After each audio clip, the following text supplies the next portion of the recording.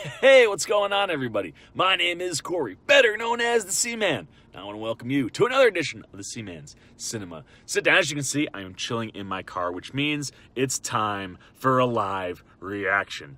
So pull up a chair, take a seat. I'm fresh out of the theater after seeing Slender Man. Yes, Slender Man. The Seaman went and saw Slender Man. And it's not just because he has man in his title.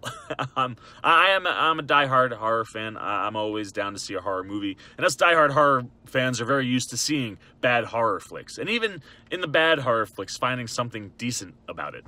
So I was on my way back from Connecticut. I was in Connecticut last night. I said, you know what? Let me pull off, check out Slender Man. I got some time. Might go see the Meg later, but 12 o'clock, pop in, check it out. It's only 90 minutes. So I went and saw it. And it's not very good. Look, if you're a diehard horror fan, this kind of falls in that like mediocre ghost movie range where you just have like a whole bunch of them that you just put them into a bag, pull out a movie, and you're like, oh yeah, and it could be you'd feel the same way about any of them. I think that's where Slender Man falls. Like I said, if you're a horror fan, it's worth a watch. It does do some interesting stuff imagery-wise with Slender Man, considering all the different myths and rumors and legends to him. Usually, for those unfamiliar, usually tied to child disappearances, people will describe this very long, slender, thin, kind of lanky man who's bald, no face, usually kind of in a suit. That is usually linked to these kind of mysteries. So it's this ghost story. It's kind of like, Candyman. You could summon him, and then there's a really good chance you'll go missing. And the movie does a really interesting job of imagining him. He's depicted in a way that's very accurate to what we know of him. The way in which he comes in and out of rooms, he appears in corners and shadows, and that's usually kind of cool. And they do a lot of interesting tricks with trees. He has a lot of tree imagery in this movie that kind of tie into things that people have said about him. I thought they used that in a cool way. The problem is that none of it's scary.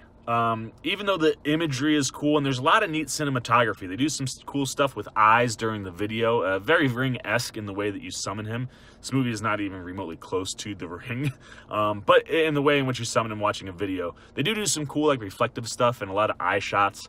There's some interesting camera angles and tricks that they do to depict, kind of losing your mind or when Slender Man appears, and that stuff all works. But the movie doesn't scare you.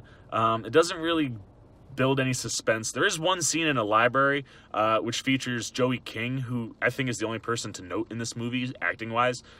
During that scene, she's on fire. And that scene is the closest thing to suspense. If you have a level that's usually going like this, the movie's pretty much here, and that scene comes up and it kind of does one of those. But she's enjoyable to watch there, and from that point on, I thought she really brought a good performance. Unfortunately, we don't follow her character too much.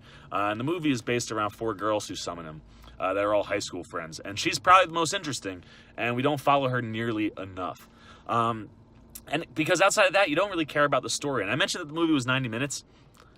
An hour in, I thought I had been there for 90 minutes. I'm like, okay, man, we gotta be at the end of this movie, right?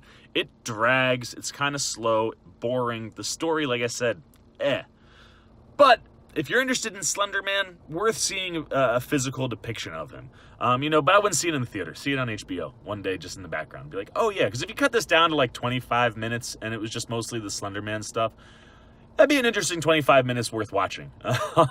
So like I said, if you're a diehard horror fan, worth checking out. Beyond that, really mediocre. There are some camera tricks and some cool Slender Man imagery, but if you're not a horror fan, you're looking for a scary movie, this is not the movie for you.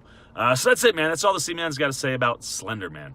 So now it's your turn. You hit those comments. Let me know if you've seen the movie. What did you think? Did you think it was very good? If you did, please tell me why. And if you haven't seen it and you want to see it, I know it can't be because I enticed you, unless you're just a fan of ooh, I like cool camera things that I haven't seen before. Let me know what you're thinking, though. Hit those comments. As always, if you enjoyed this video, please give me a thumbs up. And if you're new here, hit that subscribe and little bell so you get alerts every time I make a new video. For the Seaman's Cinema Sit Down, I'm the Seaman, and I'm signing off. Peace. Seaman, telling you to check some videos. Click here or here and subscribe over there.